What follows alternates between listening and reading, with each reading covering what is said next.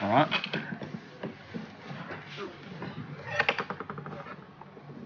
Ready, coming up to play in a few seconds, and there we are, we're live. So turn on that background. We're alive or we are alive?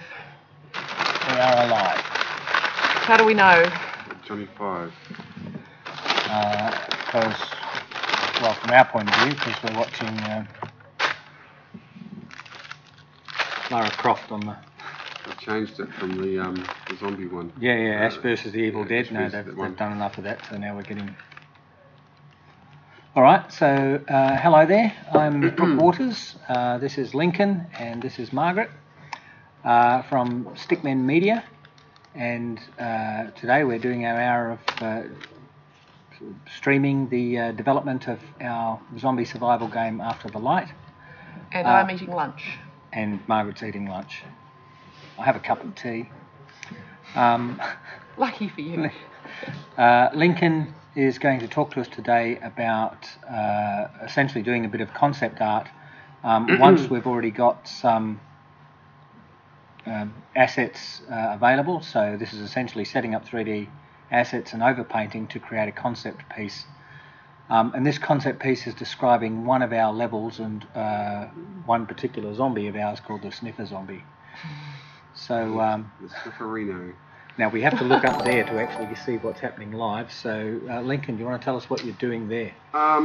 Is this the first or the second video? This is the first. Oh no, it is the first. You got the, yeah, right. So this is, from a traditional sense, is a little bit asked about face, in that normally when you're doing concept art, you're starting with a blank slate. You're really prescribing anything that you draw could translate to the final result, and it's a kind of more of a traditional start to finish approach. Whereas in this one here, we've already got a lot of our look and feel of the environment down, and a lot of our characters have been modelled. So a lot of I guess the design brief for this one was, can I do a painting that shows this particular character that we've got in existence in the environment and what he might look like? And basically it's like a, what do you call it, a glory shot or money shot? I don't know. A honey shot. Money shot. So he's not that good looking for a honey shot. So I guess what I'm getting at is that the process is a little bit different. We're starting with existing environment in Unreal, and what I'm doing here is looking at Linda's animations, and which she set up a nice animation of this character doing this crazy sniffing action, Which you would have got to see yesterday if you'd been on the show. You would have seen Linda actually modelling or doing this animation based on reference by Margaret. So in the main My view, sniffing was amazing. in the main window you can see her rigged character, and I'm just playing around with the timeline, scrubbing back and forward, rotating him, trying to find, because I'm doing a 2D painting, I don't need a 3D asset. What I need is a still frame that is in a really beautiful composition. I'm looking for something like a low angle shot, and I've moved the camera down purposely close to his feet, and I'm trying to get something that's quite tricky to show. I mean, in an animation it's obvious that he's scooping down and he's sniffing, but on a 2D shot I've got to really show that he's got his head back and he's not just standing there looking at something. So that's the tricky bit I found with this shot, is trying to show that sniffing action. So so there's a little while here where I play around basically rotating the camera and taking little quick renders on the right, and when I think I've got a half usable shot, I'll just render it and save it to a file, and that way I can start, when I go into 2D in Photoshop, I'll composite those little quick snapshot renders into the environment and see if I can make something quite interesting. That's the short story version. Okay, I might actually have to step away and interrupt proceedings for a little while. I started doing a 400 times, 400% speeded up version of this background video, and I underestimated how long that was actually going to take to transcode, so that's still happening now. It might almost be finished, but that'll be, if we can get that playing, it'll be a bonus, because it's just 4 times quicker. It's like a high-speed version. And I don't have to keep leaning forwards and scrubbing through, which is what I'm about to do at the moment. I can just keep talking about this while if you want to go and check on the. In fact, what I might do is see if you can speed that up. So, just go back to here. Nothing like being live. Yeah. Okay, I should be. I've speeded that up somewhat. Well, they say don't work with children or animals or Brook. Well, he sort of embodies a little bit of both. Column A, column B. Thank you. All right. So I have speeded that up somewhat. So you can talk to that. I'm going to go and see if you want to go and check on the video. So you eat cake in front of the camera. I'm going to. There's a lot of experimentation at this level of what I'm doing in the background there. It's quite an unusual process because you just that might not have been the ideal I move. just managed to pull the plug on everything. We're still streaming, but the video drops. That's right. Yeah. All right. So clearly that was copying off the drive, which is not what it was supposed to be doing. We're great with technology. I've got another drive in my bag if you want, Brook. I'll just grab that drive. No, it's all right. No, right. I will start the correct thing. Sorry for the black screen, everybody. Another rookie mistake. So, technology company, So, exposing your vulnerability.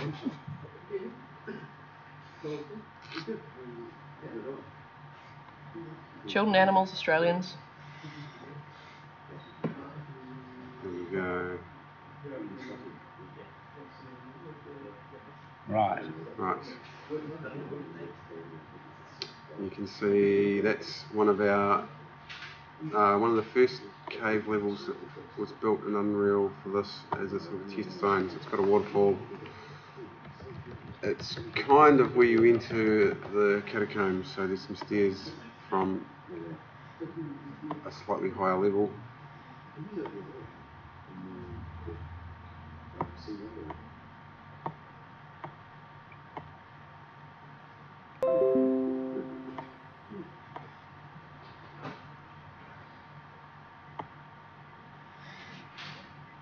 Okay. And we're back. Now, and we're back. And now that's doing the right thing, so I should be able to safely take that drive away. What's it doing now? Are we back to the beginning? Oh yeah. Because we don't really want to be back to the beginning, do we? Looking at the wrong screen again. That's right. I can talk about. Well, you need this to for a look at bit. the one on the wall to get to. We are looking at the one on the wall. Yeah, that's confusing when you look at the laptop screen and it's There's a lag. different. There's a lag. We're trying to keep up with the lag or keep behind with the lag or whatever, and it's a little confusing, but we'll get the hang of it. So, okay, on the screen we've got back to the animation stuff. I guess a little bit about this. I'm more of a 2D artist, but I know enough 3D to get myself in trouble. Which, yeah, it can come in handy for stuff like this. So it just means that if you've got an asset like that a 3D artist worked on, you're able to just do enough to get in and get a render out that you can use in 2D. So for someone, if there's someone out there who hasn't played around in 3D yet, I'd advise it. It's quite helpful. Even if you're not great at it, you kind of need to know the basics. So what does it do for you knowing a bit more about the 3D stuff as a 2D artist? Yeah, just to sort of pull that out of it? It's many faceted.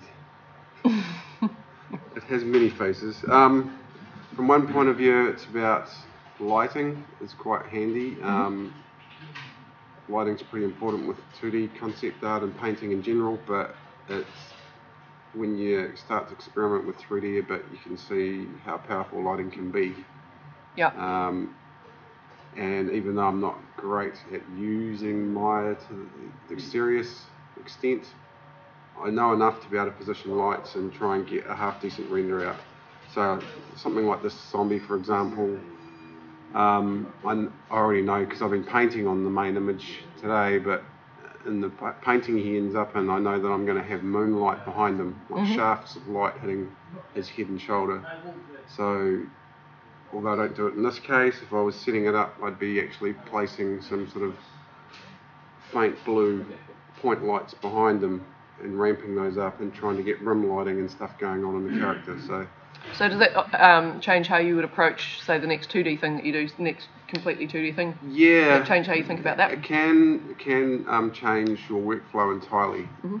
I guess people who start out as 2D and they don't know any 3D and they don't use 3D at all, they'll probably have a slightly different workflow to what I have. Because I've been using 3D in my workflow pipeline for quite a while, it's a little bit more akin to matte painting, where quite often I'll take a 3D model and open it in something like Maya and try and get a base render out that doesn't have to be a great render, but if it's got some lighting in there, it's great. It means that I can sample that and then take it into 2D, and then I've already got a pass of information, like some specular highlights on some little metal chains or something like that is enough that it might lead you in a different direction with your painting. So cool. I guess the thing with the 3D is it ramps up the possibilities of what you could produce, not just in quality but the end result. So if you're purely painting in 2D, you might paint something that is a bit flatter, and it might be, the end result might be quite similar to what you had in mind to start with. Whereas with 3D, the end result's probably never going to be identical to what you had in your mind at the start, because along the way, as you're rotating objects, you suddenly go, oh, yeah. It's like I kind of think of it as like looking for gorillas in the mist. Zombies in the cave. You'll be wandering through the mist or just experimenting a lot, and then all of a sudden a gorilla will just jump out of the mist at you, and you go, aha, there it is. I just happened to have that light source in a good spot when I rotated it, and I can see, a nice lighting effect happening, and that's when you suddenly go, freeze. I'll screen grab that or save a JPEG and then start painting, and it's quite it's quite an unusual process. So have I started with the wrong video here on this transcode? No, the one on the screen up there, that looks right. So on the screen now you can see that I've actually jumped across to 2D, and I've composited the character that I was just rendering on top of a render out of Unreal from our environment. So it looks a bit ugly at the moment, but I've got to play it in the back of my mind of what to do with it. So it's cool seeing the process from ugly to finished. Yeah. At the moment it's kind of bitsy and photo montage. There's a lot going on. So there's a 3D environment. There's a 2D sort of grayscale view of that guy, the sniffer guy. And at the moment what I'm doing is looking at, because his head's on a certain angle, it's a tricky angle to draw a skull, and I'm kind of going for some photorealism, so I found some good references of skulls, and I'm basically compositing that in. So I've got, you can see me toggling it on and off, and I'm warping it and transforming it and playing around with it, so I've got a fairly good fit of that texture over our render, and then that will kind of be used as a base for me to start positioning things. I know that this particular character is an unusual one. He's got the top half of his face sort of down, I guess, where his cheekbones are, and up over the bridge of his nose is skin, and the bottom half is more skull and jaw. So I know that I'm going to be basically sampling from another image that I painted earlier. It's a very similar head.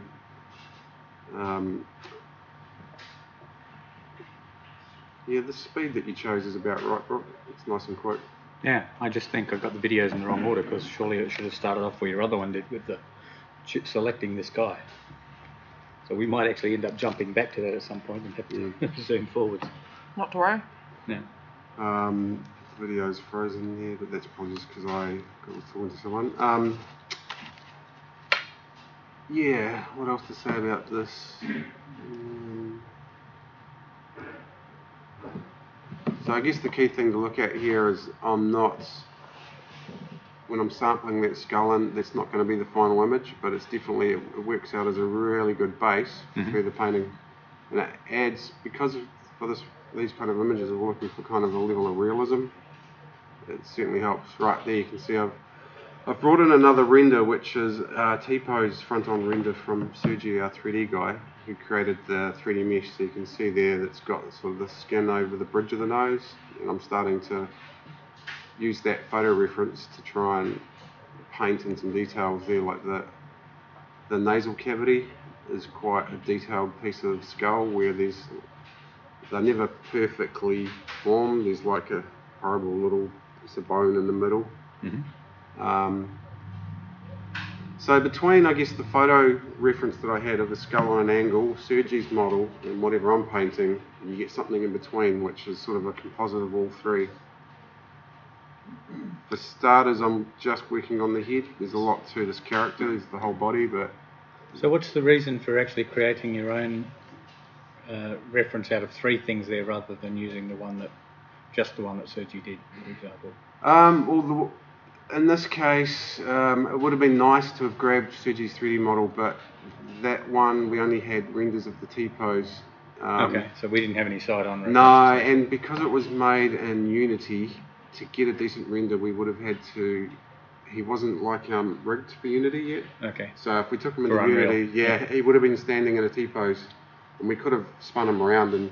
But I wanted to get him in a position where he's down with his jaw up, like he's sniffing. Okay, so this would have been a different thing if we'd already had him rigged and animated. Yeah, totally. If he was rigged and animated doing the sniffing thing, then we could have just opened him in Unreal or Maya, set off the animation and just pause it where we want, and then rotate the camera around and basically snapshot.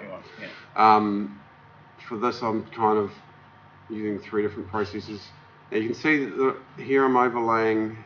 There was I don't know if you actually saw, there was another painting that I did at an earlier date of a similar character but on a different view. So I've sampled out of that guy and I'm painting the details back in over the top. So the idea here is I'm trying to get this kind of creepy mummified looking skin that's a bit not normal flesh tones, a little bit sort of dark and, what's the word, putrid. But obviously skin doesn't tend to keep its pink rosy colour if you've been in the grave for a while, so it's a tricky one to draw. Yeah. You need to get into some graves. Yeah. Lincoln, have a look around. Get some get caught grave digging on the weekends. Yeah, man. Yeah. There's another part of the show we don't have, which is zombie makeup tips. And how do you deal with grey skin? So yeah, looking at skull references. And I mean, looking at photo references is pretty important if you're going for sort of the photorealism approach. Now I'm actually just grabbing a bit of skull texture and just placing it over his jaw, because I want contrast between the bone of his lower face and the skin of his upper face. So I was experimenting a bit here, painting. What you do is, you'll probably be able to see on the far right where those layers are. One of them's got a little black box next to it. It's a layer mask, and anyone that is looking at getting into Photoshop should definitely look into the layer masks. They're pretty powerful, because what I did was sample that piece of bone texture, overlaid it, and then masked it off, which basically makes it disappear. And then you paint back the texture where you want it to be using that mask. So it's kind of like, I guess, someone in the automotive industry repainting a car will mask off the bits they don't want to paint, and then they'll paint the bit they want. So it's kind of a similar process. I noticed, I guess one of the things to point out is just how you use layers. You use a lot of layers when you... Yeah, I mean, I've actually streamlined my process down a lot. I used to have anywhere up to 60 layers, but it can, if you were doing an advanced matte painting, then you do tend to need a lot of layers. But for sort of more quicker paintings like these, I've started streamlining it to where I actually merge things down and keep it to a group of layers that'll fit on one screen. It's very important for editing too, to have things divided into layers, so that when you come back to something and you go, I don't really like that background, or that pole shouldn't be there. Yeah. You're not affecting the whole image. You can just exactly. It seems like an obvious thing, but we have had artists who have not done that, and it's made life very, very difficult. Indeed. Yeah, we had a brilliant artist, but he did everything on one layer, and therefore, if he got something wrong, it was a big deal to go back and change it. Yeah. In this case, I think I am merging parts of it. Initially, I started with this whole foreground character was just on his own layer, and like you were saying, the beauty of that is if I want to add like some mid-ground mist behind him, I just put another layer behind him and paint some mist in. I think in this case I have done the forbidden, and I've merged them a bit, but we'll see. Yeah. And now we've pointed it out by making such a fuss over layers. But you're totally right. It is good practice to try and, in an ideal world, you want to keep your foreground, midground, and the distant stuff separate in some way. I mean, in this case, most of the background's flat, which is fine because as long as I kept my main character until I decided where I want him on a layer, it means I can move him around and I'm not affecting the background. And yeah, you do get into the habit of discovering the hard way that if you merge stuff too early, you cause yourself pain later. So, what am I doing here? I decided that I needed to put some ripples around his leg. I was happy with his position in the scene. So yeah, I needed to embed his foot into the water. So I raised his foot effectively and then started painting in these little ripple effects. One thing I use a lot is 2 or 3 different blend modes. I don't use all the blend modes much, but if you look at the layers on the right, you can see I'm just bringing in a ripple texture. I'll probably desaturate it, and then you change the blend mode to something like lighten or color dodge or overlay, and it just makes it fade into the environment around it enough that it looks believable, and then you can go over that again and paint little highlights. Yeah, and that's really made it look like that zombie is in the scene. So yeah, he's not and over the top, he's actually... Quite often that's the hardest bit. If you've got, you know, a painting or whatever, your 3D render of an environment, trying to make the character fit into that scene if he's taken from a 3D render. And it's one of the hardest bits is making him feel like he's actually part of that painting. There's still he's not even finished at this point in time. There's still a bit of work to do on that character to blend him in. But eventually he will hopefully have sort of moonlight hitting his left hand side of his head and raking across his shoulder and down his arm, and his knee will all be little pools of moonlight hitting him.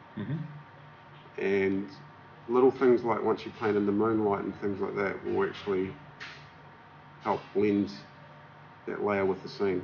It's important to choose the right music while you do that. Yeah. I see. So yeah, one of the things I guess is there are some delays in this where it just suddenly stops for a little while. I'm assuming that's coffee time or toilet break or something going on there. So we have strict instructions in here at the moment. So when you're actually doing a task that we think we with might no want coffee, to no strengthen, toilet breaks. That we will that you will keep that you will basically keep recording, because I've had a few people trying to edit what they do, and that's very frustrating when we realise that you know, they've cut out something that we, you know, some part of the process that we really want to show. At the moment you can see I've actually bounced off of the character and started noodling some of the background stuff. Noodling. Now, this is important. See this grid that's come up? It's the perspective grid, and I guess if there's any budding artists out there, it's something that you definitely want to get to grips with, perspective lines. So I've got a layer at the top which basically has those lines on it. I can toggle on and off, and the lines are aligned with the geometry of the environment. Where this comes in handy is like I'm doing now. I realised that the statue on the left is not actually in perspective with the one on the right.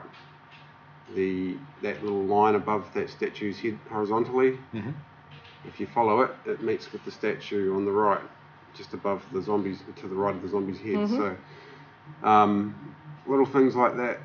When someone views an image, if there's something that's slightly off in perspective, like I don't know, one of the statues might be actually slightly tilted, it jumps out. The human brain's really good at reading stuff that is not quite matching the rest of the image.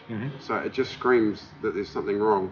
And often it's just a case of you might need to tilt that thing 5 degrees and it just feels right again.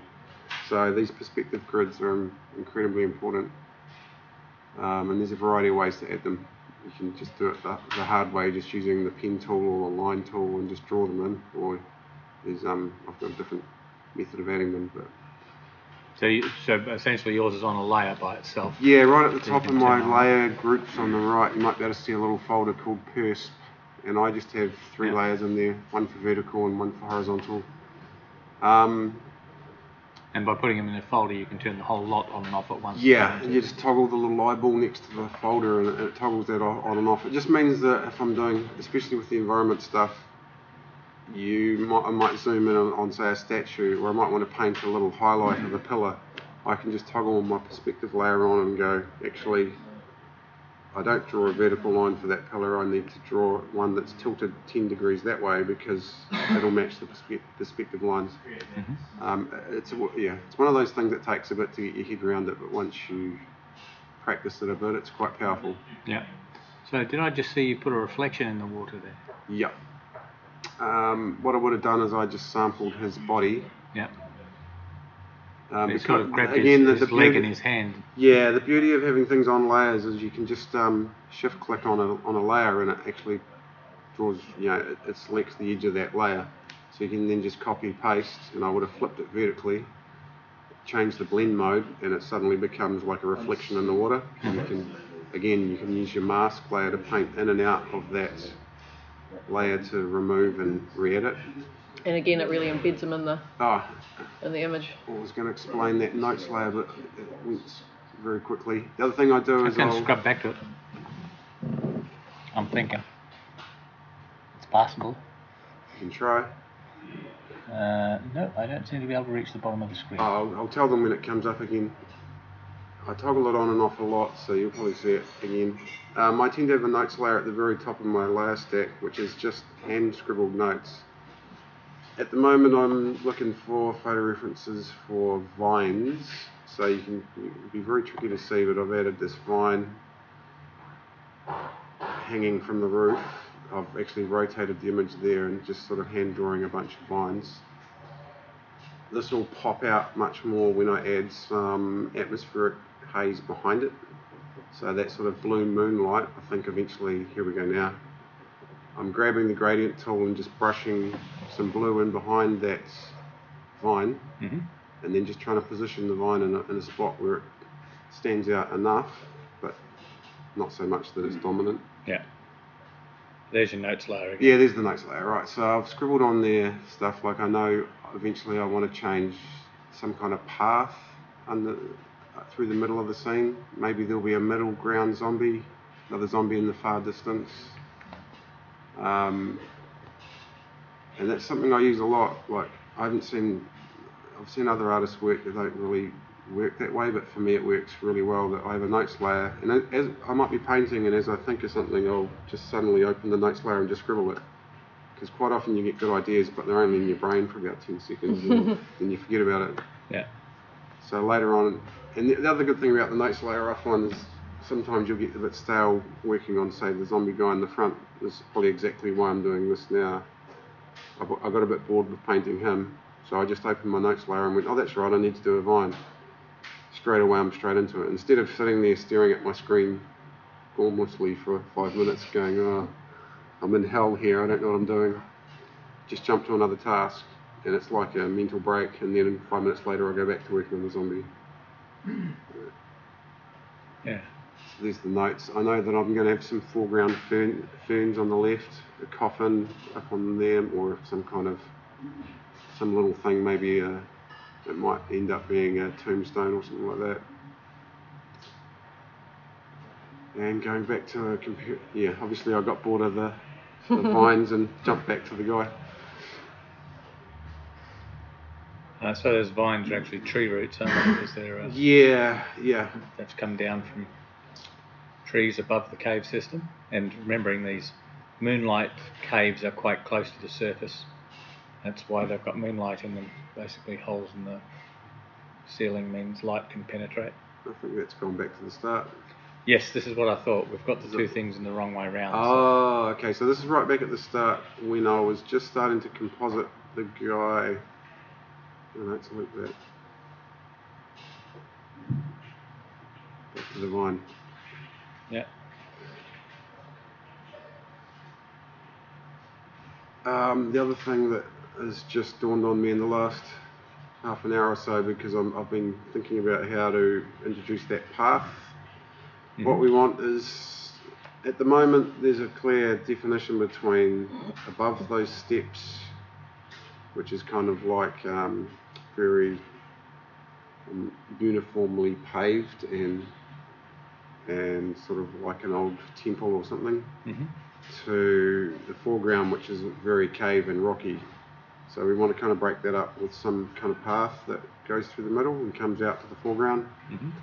And I was struggling a bit with how I was going to achieve that, whether it was kind of a gravel path. At the moment, there's those big like stone blocks that are under the zombies' feet that are from the 3D mesh. But I realised that what we could do is have a path that's actually made out of tombstones, which is, it's probably a little bit like in that movie Schindler's List. I was going to say Schindler's Lift. I get into Schindler's Lift every day. Schindler's Lift. Schindler's List, there's a scene where they're walking along a path made of tombstones, which is quite creepy, but I thought maybe this path that is leading down at his feet there, those shapes are naturally suited to having tombstones anyway, so maybe it's a sort of a paved path that every now and then one of the pavers is actually a big tombstone. Mm. And it's kind of irregular, crazy paving. Mm-hmm. So that's the plan there, but I haven't done that yet. That'll be this afternoon. Now what am I looking for? I probably started looking for textures on gravel. Yeah, I'm looking at gravel. This is where I started just thinking about, okay, how am I going to pave this cave? Looking at various videos and photos. Yeah, so we should point out that this is not, when we finish today, this painting won't be finished, but we will have a second episode where we show the rest of the fix-up of the creature, or the zombie, and the polish, essentially, that you're going to do. In the background at the moment, it's quite a handy process. You see those little red sideways stripes that it was for the steps. So now it's just painting into the mask and actually trying to give some highlights of the moonlight coming down the stairs. Ah, yeah. Cool. So that was quite a quick and painless process. Yeah, here we go again. Those little red blobs, it's not paint, it's mask, like masking tape. Think of it that way. And then in a second I'll click the mask button on the left, and there you go. They kind of, for a second, were selected and then they vanished because I hid them. Now I'm actually painting into the mask where those red blobs were. So it's a strange process, but definitely one that I'd recommend if someone's into concept art. It's quite powerful when you use it right. Now, lighting time. You probably would have noticed on my notes layer it would have said something like backlighting above the platform. So the idea was that the bit above the stairs maybe has some kind of glow, or maybe there's a bit more moonlight, or maybe it goes to outside there.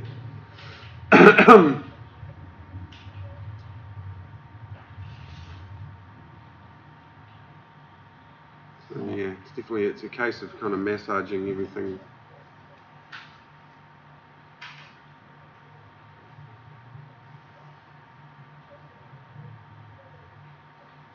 I must have gone for a coffee because it's frozen. Yeah. All right. So, while it's frozen, you've got other characters in the background there, but they're actually other copies of this sniffer, aren't they, with their own poses? And yeah, different poses. So at the moment they're just dropped in there. I'll still have to go over them, but they're kind of there. Whether or not I use them all, I'm not sure. I was thinking there'd be a guy in the mid-ground and maybe Definitely a guy at the top of the stairs there, which you can just see the shape of him, mainly because the backlighting is a perfect spot. Yeah. And what you get in effect, or what I'm trying to achieve in this image, is that at the end of it, the focal point will be the foreground zombie's head and maybe shoulder.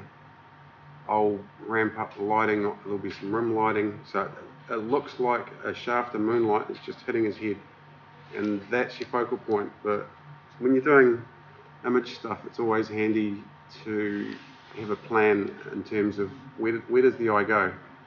So if you just had a focal point and nothing else, your eye would go to the focal point and then be like, okay, you want it to go somewhere and then almost like follow a little path. So the idea would be that your eye would go to his head and then maybe drop down to his feet and see the big tombstones at his feet, and then it will follow that path that meanders up towards the centre of frame, where at the top of the stairs there's a guy. So it's almost like trying to set a little story. What's my eye going to do? Comes in and it follows this route and goes to here. So if you can achieve that, it tends to make a much better image because it gives your eye something like an interesting journey. It's a strange way to describe it, but that's the only way I can describe it. One of the other things that also comes across, it seems, is if you've got that a couple of poses of this sniffer guy, you start to get the idea that they're sniffing. Yeah. Whereas yeah. any single pose, you can't really tell. He just looks like he's squatted. Yeah, and that was kind of what I knew right at the start. It's very hard in a 2D still of anything. Like if you had a 2D photo of a guy trying to swat a fly with his hands, it could just look like he's waving at you.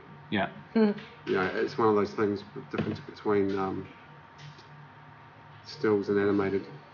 Okay, so we have gone right back to the beginning here. Yeah, it must have looped around.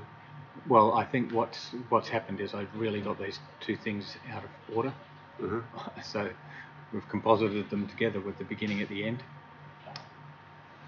or rather I guess the interesting bit here is you will see setting up that initial scene possibly a bit more. Okay. We can see you playing with the lights there. Yeah, That's this was right at the start before I even started painting in 2D. I had that sniffer guy and I was like, right, I need a good and like a base environment, even if it's not how the final painting looks. And I grabbed a few bits of mesh of those. They're from one of the Epic free packs, and just placed them. And I was like, right, just trying to lay the groundwork for a path, even if the final path doesn't look anything like them. And you can see right there, all I'm doing is screen grabbing, going print screen from what's in the frame and taking it into Photoshop and just sampling it. And it's like a quick process for getting down a base. It kind of helps, it's a tricky process, but it kind of helps if you've got an artistic eye that when you're in here, I'm kind of looking for a good framing. Like I can see, right here I can see there's a rock on the left, looks nice. If I get some more lighting in the distance, like I was trying there, then it might be quite an interesting image. There's some statues there which could be visually interesting. I guess that's my thought process when I'm trying to create these. I'm moving the camera around, repositioning a light bulb or two, and just kind of looking for the sweet spot where something jumps out at me and goes, oh, that would look good as a painting. Okay. You can see it's very similar to what I ended up with. I just really was playing around with camera angles and lighting. Yeah, and this is pretty much right here is sort of the camera angle that you end up choosing. Where he had 1 foot in the water. 1 foot in the grave. And there I was playing around with those moonbeams.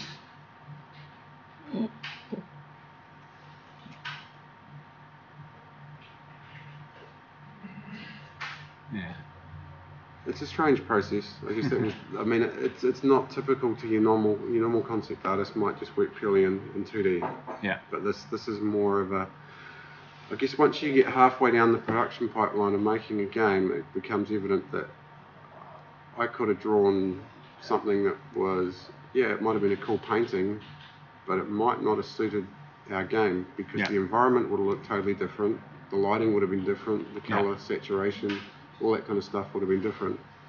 So you do get to a point where it's helpful to be able to look at the existing game in real time in something like Unreal and play around more with camera angles and lighting. Okay. And then take it into 2D and try and push it further. I notice you've got some controls at the top there from where you've actually grabbed a render or a painting. Yeah, those controls are straight out of Unreal.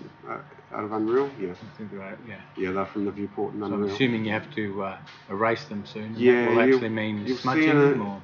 No, you'll see in a second. How did I do it in this case?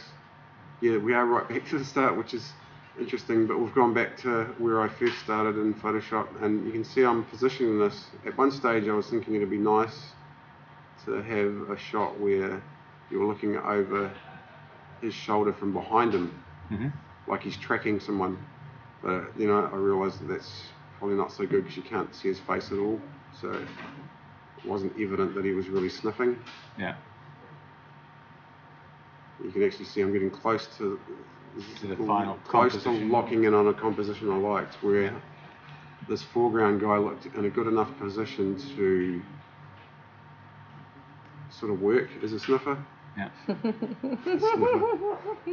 So you got, because what it looks like is you've actually put that second zombie in the midground here, and later you've actually moved him right to the background.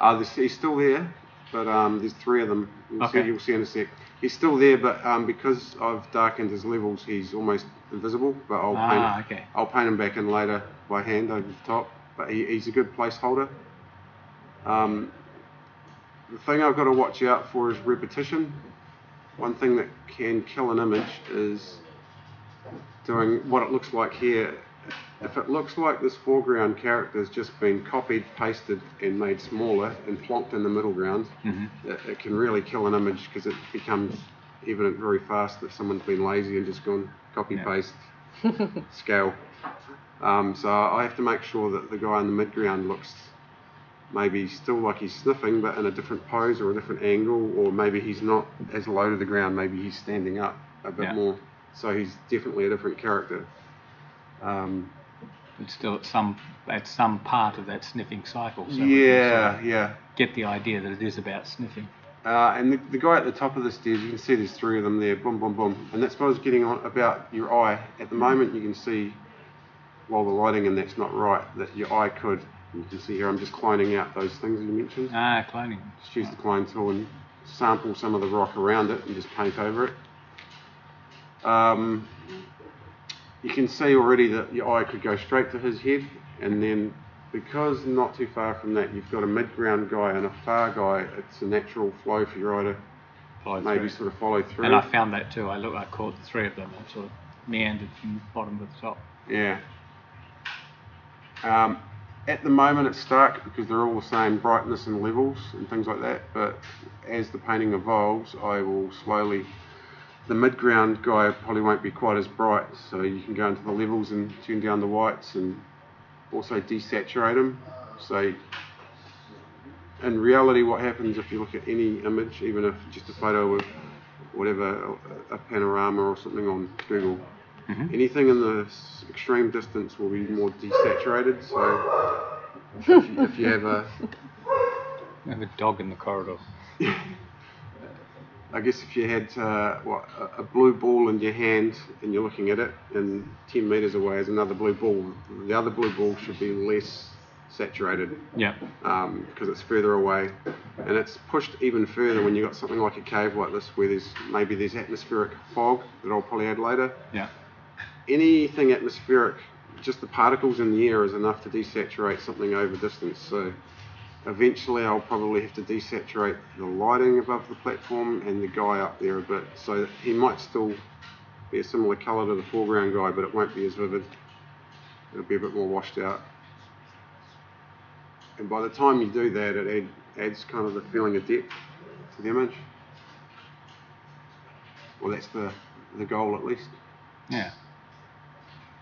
Oh, I think I'm glad we did get to see this, because I think we missed it as we did the swap over before. Yeah. We sort of missed the last half, but now you can see the whole setting up that composition. That's where you put the statues in and later realised that they weren't quite in perspective. Right, see, at the moment it looks like the statues are not too far off, but it's not till later, until I do my perspective grid, that I realised that one of them is actually too high. And you can see here, actually, yeah, that's exactly it, toggling on that perspective grid so that I can get the vertical face of the front of that pillar just in the right angle. Yeah, quite involved. You don't really realise everything that's involved in this, because I guess most people, they'd think putting together something like this where you've got 3D, you know, a 3D model that you can actually start as the base and a 3D model for the character that you can work with, that it'd be fairly straightforward, but there's still a lot of tips and tricks to actually making it all work. And I guess most of the stuff that I use, I mean, there's a lot of little tips and tricks, but the core of it is you got to have a good understanding of sort of how to get depth into an image, like I was talking about saturation and things. So the whole way along here, I'm thinking about, right, how am I going to make this feel like someone's actually standing in a cave and looking into the distance? So even though there's not a single brush of it yet, I know that eventually I'll be adding some strong highlights to this foreground guy. Even if it's just on the side of his head and his ear, and his jawline, something that really pops him forward. That's why I was kind of trying to say earlier about massaging. It's like doing these kind of 2D paintings is kind of like a big massaging exercise. You're trying to push pixels forward and back in space and adjust the brightness and the saturation and try and sort of massage them around so that there's some definition between something in the foreground and something in the midground and so on. Van Gogh never had such issues. First world issues, eh? Yeah. I think Van Gogh would have cut his other ear off if he had, been faced with Photoshop. If he had Photoshop, he'd had no ears. I think he would have loved it. You reckon? Yeah. All the possibilities. Yeah. Yeah, and that's why, like, the thing I find with 2D art is that it is exactly that. All the possibilities. Sometimes all the possibilities can be baffling. Where you quite often hear of people who have blank page syndrome. Yeah. Like, you'll just open a new document and go, ugh. Fuck, now what do I do? Where do I start? I mean, there are so many possibilities. So yeah, absolutely. The beauty of this particular process, workflow, is that it's such a strange process, but it's quite liberating in that you start on the 3D side and find, like you saw, I was looking for a good composition in an existing 3D scene. So it's just rotating and kind of going, moving things around until you suddenly go, oh, bingo, that'll look cool. That's the spot. Yeah. And that's your starting point. Whereas if you start with just a white canvas in Photoshop, it can be quite a horrible thing to stare at. Yeah. Intimidating. Yeah. Yeah. So have we now skipped back to... Almost caught right up. This one bit that they wouldn't have seen, I was just painting in some little niches in that wall. I realised that there was quite a large rock there that was a bit too dominant in the scene. So to make it even more dominant, I added little holes in it. Genius. But well, the thing is, it's not just one overwhelming face, one big chunk of something. It's actually got detail in it. So. But also, what's the word I'm looking for? Very aware of the fact that at the end of the day, it has to look like a catacomb, not just a cave that's attached to a bricky building thing. Yeah. Blocky building. So that's the whole point of the path that will eventually go through the middle. Plus the little niches that I just painted. Quite simply, I mean, they were just blobs of black, a bit of a texture thrown in there, and then I sampled probably a light colour off a nearby rock and just painted in little highlights where the moonlight might be just hitting an edge. And texturing, I decided that foreground rock needed a bit of moss. A little bit of moss or something, so I just pulled in, just would have googled mossy large rock or something, and again I'm using the mask feature, so I'm not just dropping the photo in, which would look too photo montagey. You use a whole lot of masky stuff, don't you? The masks are so powerful, and it took me a long time to appreciate just how good they are, mainly because they were a bit scary to use at the start. Here's where I start pushing the lighting, so I'm like, I want these shafts of light to be coming in, so good little trick there, adding like moonbeams.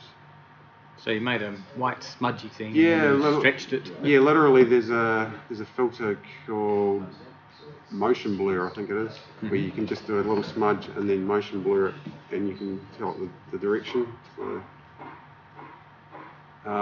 but They're quite elegant moonbeams, considering. yeah, and this is where I was like about this stage in the middle of painting is when you start thinking about how am I going to separate this foreground and midground. So normally you throw something behind the foreground character like mist or something, just to pop them forward in space.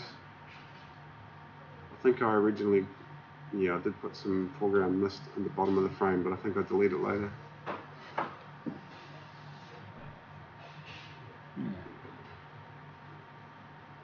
So I know we've sort of zipped through this in about 40 minutes, but how long has this taken you to this point? The Must have been close to 3 hours, I think. Was this yesterday that I did this stuff? Yeah. Yeah, it was. Yeah. Yeah, probably about 3 hours work. Yeah, it's still quite an amazing outcome for 3 hours of Absolutely. work. If you consider traditional painting. So how long, if you started from scratch, Lincoln, how long would you think it would take to get to that point? Started from scratch. So without the 3D without any stuff. 3D stuff. Oh, would have been much longer because, I mean, you could still use some probably 2D textures and stuff, but I think you'd probably halve the time by doing the process I did, so you'd probably be another 3 hours work at a guess. Right, that's pretty cool. Okay, we seem to have run out of content up there, so clearly my hour's worth of content doesn't quite meet an hour. Might have to speed it by only 300%. I think what I did was I had it at 400%, but I had managed to choose fastest when I... Oh, you sped it up on there as well? Yeah, I sped it up on there as well. Yeah, so it was more than 400% faster. Yeah. But as a whole, that speed wasn't too bad. You wouldn't want it much quicker because you wouldn't be able to talk about it. Yeah, but no, really interesting process. So, that one there, if you can. I want to see that guy. Let's go back to him. Unless if you find that frame, that's the other image it's an older painting that I did where I sampled that guy's face out. It's at a different angle, but it was kind of my starting point already. Yeah, it comes up any second now. So this is when I brought in Sergi's 3D model. I was like, right, I've got a reference of the face. There, there's our guy. Right. So that guy in the background it's a bit hard to see, but he's kind of waist deep in water. He looks a little bit limp-wristed, but that's because I'm adding a sword in that, like a broken sword in that right hand later. This is not the final image. But it was good enough that I was like, oh, okay, that's right, I've got this old painting I did of this guy's face. Now this is a piece of concept art that you and I haven't even seen. So we haven't seen this guy before. This is so cool. But the water in this one was what I loved the most. Absolutely. There's like reflections off that burning torch behind them in the water that almost looks like goldfish, but it's just it's just light dancing across the water. That's so cool. But he's a strange one because I don't know if that military costume is too modern. Civil War? It's a little bit Civil War-ish. It's still around the right period, right? 1863. I guess this would be more American, so I don't know if there's like a country. Would you have a Civil War soldier in an English burial ground? I don't know if there's a region specific catacomb. No, we get to make up our own culture for. And we get Google to help us. There they are. So American Civil War started in 1861. So that clothing's entirely appropriate to the period because I think where we are here is 1886, so 20 years later. So actually, period-wise, it's fine. It's whether cultural-wise, whether it's in the right. Another good example of what I was talking about, the foreground, midground, background thing, is that I don't know how easily people can see that image, but You can kind of see where that player, where his chest is. Oh, there you go. And behind them in the distance, there's like, very similar to the one I'm doing now actually. I've put like a bit of a glow on the, what I'd call the horizon. There's a rock going over into another cave. And there's the hint of a silhouette of a guy standing there in a kind of a weird pose. Yeah. I mean, it's not overly detailed, but it's enough to suggest some low ground fog and a guy standing in it. And it separates, so it's a totally different tonal range to the foreground stuff. It's a little bit cooler, and it's a little bit more desaturated. So again, desaturation as you go further, and foreground stuff's more saturated and a bit more popping. So it's just little tricks like that you kind of, I guess, you learn over time that help make things work visually. Cool. So what's going to be in his hand? Like broken sword? There is a final version. He's got like a gold hilted, you know how the horse ridey guys, what do they call them? The horse Cavalry? rider guys. The cavalry. Cavalry. Horse ridey guys. This is a technical term. The cavalry swords were different to like a medieval one. They had like a little curved scabbard. No, it's like the shieldy thingy over the hand. The bit stops your hand getting cut. Yeah. Curved metal, and then a medium length blade, but it's been broken. So. Yeah. But it looks much like that, except for he's actually got a sword that's half in the water, and it's like he's just stood up out of the water with the sword, and he's about to swing at you. Cool. Yeah. Nothing scary about There's a that. whole bunch of D&D guys out there now going, yelling at us what this thing is actually. Yeah. What it actually is. Pommel, no. Pommel's on the other end. Pommel's on the back end. Yeah. Yeah. Oh well, that's a very interesting process to actually see done there. Sorry about the out of order bits, but I think it worked out pretty well. we all got the idea. And sorry for the gap as I went to pick up that video. It probably doesn't matter too much, the out of order, because the whole, at this stage, like I was saying, inversely to normal concept art, it's the whole process is kind of erratic. You're jumping from one thing to another anyway when you're painting. Like you might be in 3D for 2 minutes and then 2D, and then you might go and look for a photo reference of a tree bark, and then you're back into 2D, and so it's all over the shop. Yeah.